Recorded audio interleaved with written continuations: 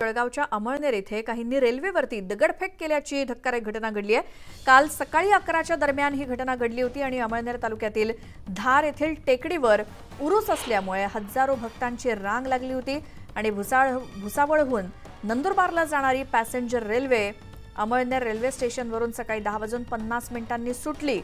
रेल्वेमध्ये हजारो यात्रेकरू बसले आणि काही यात्रेकरूंनी भोरटेक रेल्वे स्टेशन पूर्वी धार टेकडीच्या जवळ साखळी ओढल्यामुळे रेल्वे जागच्या जागी थांबली आणि हजारो यात्रेकरू त्या ठिकाणी उतरले आणि काही समाजकंटकांनी रेल्वेवरती दगडफेक केली।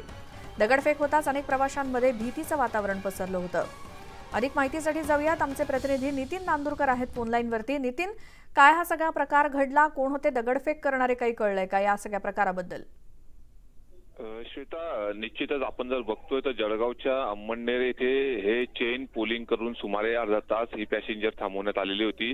आपण जर बघतो तर कालच्या दिवशी ही 11 वाजेची घटना आहे। जळगावच्या अमळनेर तालुक्यातील जी धार येथील जी टेकडी होती त्या ठिकाणी उरूस सुरू होता, त्या ठिकाणी भक्तांची मोठी रीग होती। त्यामुळे ही जी रेल्वे होती भुसावळहून नंदुरबारकडे जाणारी पॅसेंजर अमळनेर स्थानकावर सकाळी 10:50 या ठिकाणी सुटली आणि त्यामधून हजारो भाविक बसले होते। त्यानंतर हे भोर टेकडीवरती चेन ओढून या ठिकाणी ही रेल्वे थांबवण्यात आली आणि हजारो यात्रेकरू या ठिकाणी उतरल्यानंतर काही समाजकंटकांनी या रेल्वेवरती दगडफेक केली। आपण व्हिडिओच्या माध्यमातून आपल्या दर्शकांना दाखवू शकतो की मोठ्या प्रमाणात या ठिकाणी दगडफेक करण्यात आली रेल्वेवरती। यामध्ये बसलेले जे प्रवासी होते ते भयभीत झालेले होते, त्यांच्या मनात कुठेतरी भीती होती। त्यावेळी त्यांनी खिडकी लावून कुठेतरी स्वतःला दगड मारण्याचा वाचवण्याचा प्रयत्न देखील केला।